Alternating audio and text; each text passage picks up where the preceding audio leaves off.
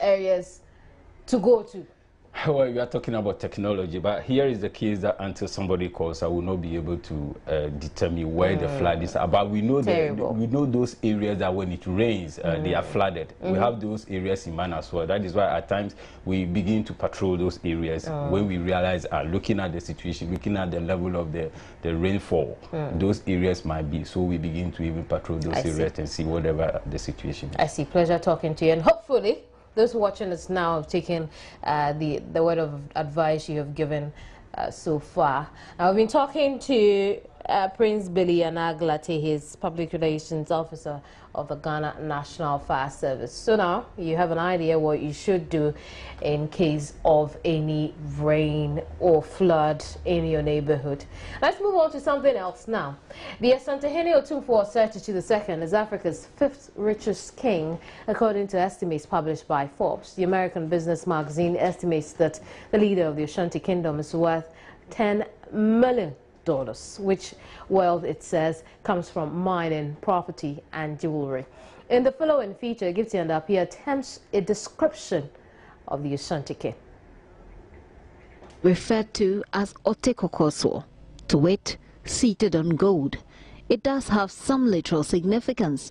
He was born into riches, the rich Ashanti culture and the treasures it possesses. 1999 started the turn of Nana Berima Kwekudua, now Otumfuo II, to preserve that culture on behalf of his family. A close observation of his visit to the seat of government, the Flagstaff House in Accra last year, speaks volumes of his sense of importance. First of all, his entrance is preceded by an entourage of Manson blowers. The musical instrument is made from elephant tusks.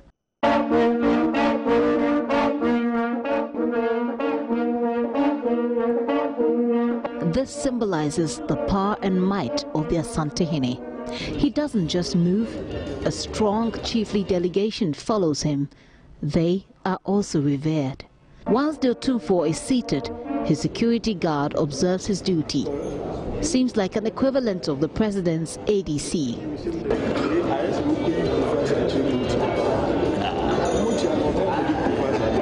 Again, the Asantehene doesn't just speak. He has to be ushered.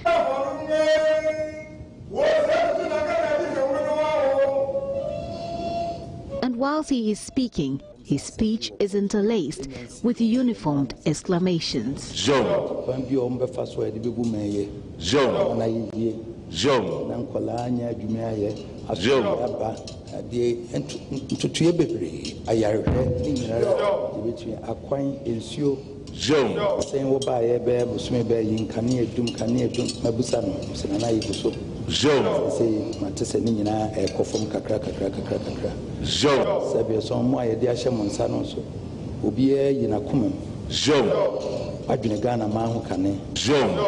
His physical appearance on such occasions is incomplete without pure golden adornment.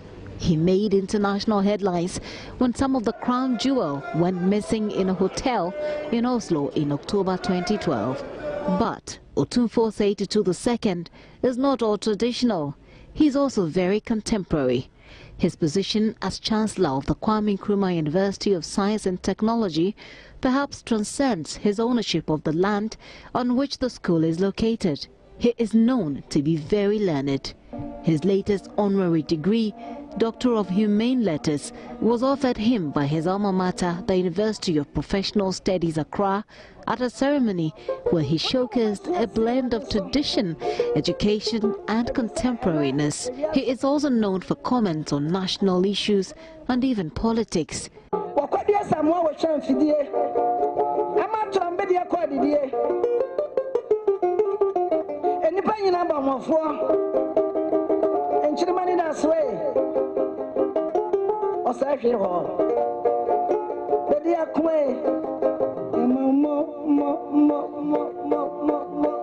His speech at the special congregation held by UPSA made headlines a few hours later and remained there for many days. The Ashantis too enjoys protracted reverence from its subjects and beyond, as authorities seem to have played the custodian role very effectively. According to Forbes, Otumfuo Osei II comes fifth after King Mswati III of Swaziland, who is worth at least $50 million. Oba Okunade Sijuade of Ile-Ife, Nigeria, is third at an estimated $75 million, whilst Oba Obatero Akinrutal of Ugbo in Nigeria is worth $300 million. The first richest king, though, is Mohammed of Morocco, worth $2 billion. Otumfuo Osei II, according to Forbes, owns extensive real estate in Ghana and South Africa, as well as a collection of valuable gold crown jewels. And that, among others, makes him the fifth richest king in Africa. Gifty Andopia, Joy News, Accra.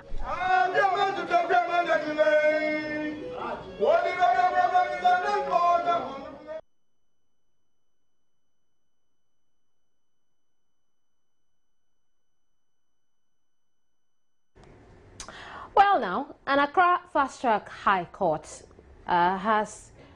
was due today to rule on a suit brought before it by the New Patriotic Party youth activist Richard Nyama, asking the Finance Ministry to pay all debts owed to the Ghana Education Trust Fund since 2013. Richard Nyama filed an ex-parte motion praying the court to compel the Finance Ministry to defray its accumulated debt. The ruling was, however, adjourned as the judge was indisposed. But let's get more on this as I'm joined here in the studio by Richard Nyama himself. How far the case has come. Thank you very much. Yeah, like you read, the judge was in court today, but he indicated that he's not been well over a period of time and so could not put the ruling together. So he's since adjourned it to the 25th of June for a ruling. He said it's a very big case, and so he wouldn't want to rush into anything, take his time and make sure he gets everything right. And so we're waiting. Myself and my legal team are waiting shortly. Tell us how far this case has come in court. The case is been going on for approximately 8 months. The original process, and I've had people indicate and compare it to the Andrew Zawuni case, but there are differences. Technically, my lawyers did something different. They wrote to the finance minister and the Attorney General, asking or telling them of our intention to sue government on these issues, and that if they have any responses, they should put it up, or if they agree with us, they should make payments. There was they tried doing some arrangements for us to meet, but I wasn't interested. Since then, the government, if you have observed, there are a few publications in the Daily Graphic where the government has since tried making payments. They've paid some of the monies, but they are still in arrears from 2013. And so the issue, they've started trying to make it right, but the problem is that they are now contesting my capacity to sue them. And that is what we've been going back and forth in court over the last 8 months. And my lawyers are indicating that this is a public interest matter. It is about how our taxes are being used. I'm a taxpayer. I have shown enough that I do pay taxes and have paid all my taxes. And so I have the right to question what my money is being used for. Because if you collect 678 million Ghana cedis, and as at the time I was filing, it was approximately $320 million. And you have not accounted for that kind of money. I have the so right now the suit is about your capacity to sue. Yes. Technically, they have no problem, or they're not arguing with what I am saying.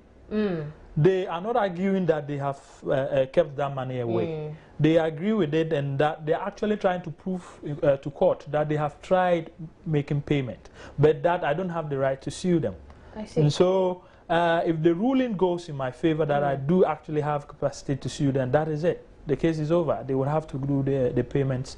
Because look, you're talking about flats and all that.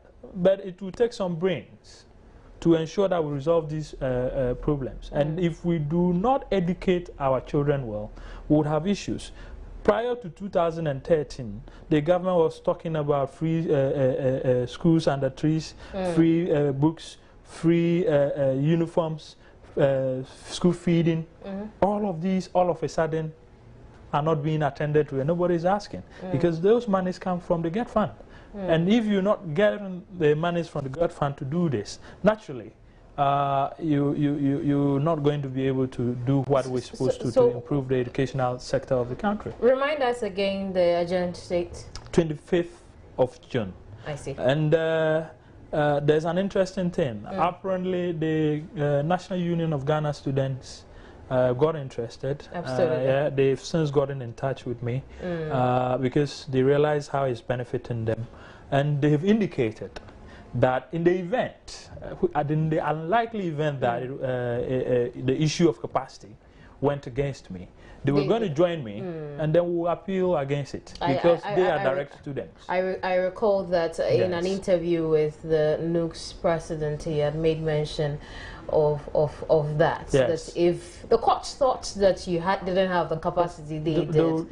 And yes. So we're looking forward to the outcome of this. So they have no way out. One way or the other will end up getting them. Absolutely. Thank you very much, Richard. You're welcome. Richard Nyama joined us here in the studio on the event of a court case being adjourned to June 25. Now, suing the government for their inability to pay into the GET fund. And, well, there's also a countersuit of his capacity to sue the government. But now we can move on to something else. We'll do some business stories. When I come back, don't go away.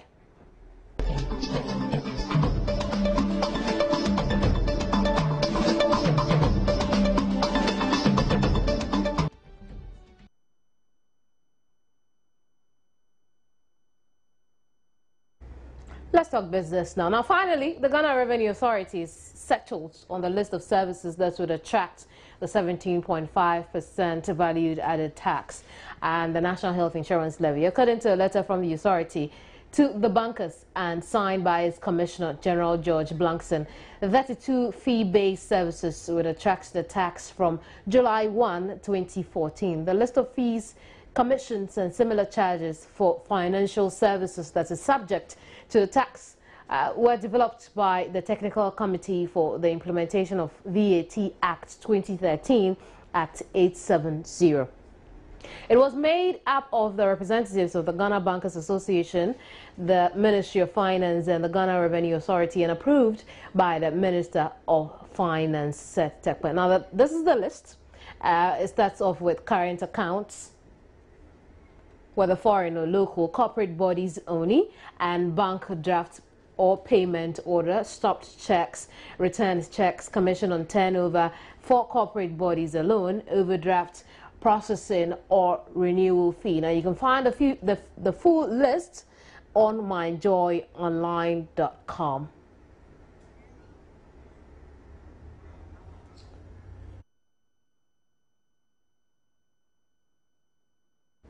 We talk some more business. The Ghana Chamber of Commerce and Industry is calling for the total removal of all the recently introduced foreign exchange measures. According to the Chamber, the measures, instead of stabilizing the Ghana cedi, have caused many businesses to collapse. Speaking to Joy Business at the Royal Bank Entrepreneurship Forum, President of the Chamber, Seth J. Bar, says the Bank of Ghana needs to act now to prevent more businesses from going down. Let's move on to some oil businesses now.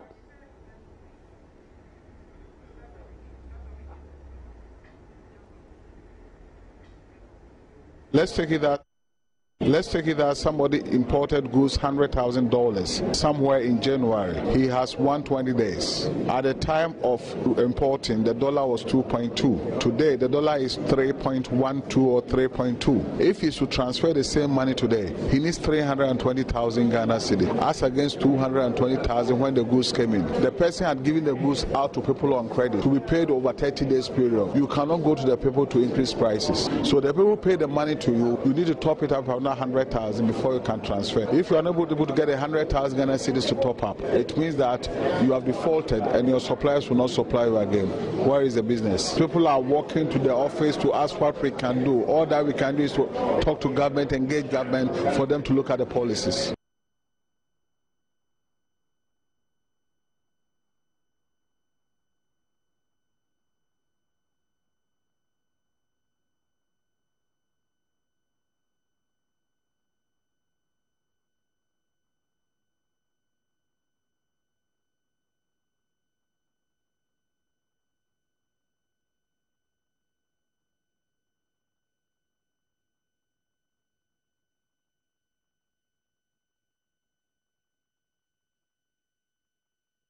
Let's talk some oil business now. And the Ghana National Petroleum Authority is working towards becoming a global oil exploration firm, just like the Chevrons of this world, in the next 3 years. Established by an act of parliament as a regulator of the petroleum sector, the corporation has recently transformed itself into a player in the oil and gas sector, ceding the regulatory functions to the Petroleum Commission.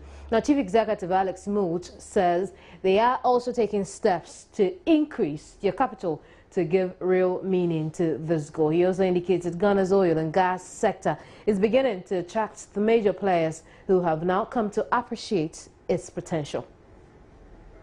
Once GNPC has the capability to do that, we will be able to use the same financial engineering as everybody has done to be able to leverage on the data you have. There are banks and financial institutions who have been doing this for years, and they finance the oil and gas industry. They finance whether you are in exploration state, whether you are in an appraisal state, or whether you're in a development or a production state. All banks they play in different areas. And we believe that GNPC, in a very short while, should be in a position to be like how Tullow was when they came to Ghana and looked for the oil.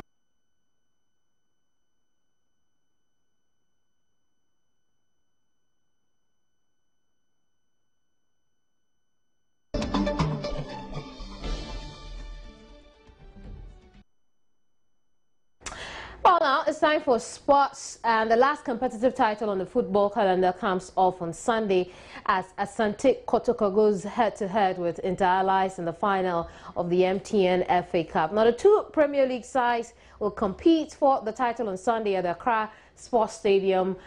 Member of the FA Committee, Prosper Harrison, spoke with Joy Sports, and here is the playback. Well, the match has been dubbed the day of reckoning, because this will be the third time in 4 years for Kumasi Asante Kotoko going for their 8th cup in terms of the FA Cup. They've never won the double. They've won the league already, and so they are gunning up to win the double. Don't forget that Inter Allies, this will be their first time in the major cup final.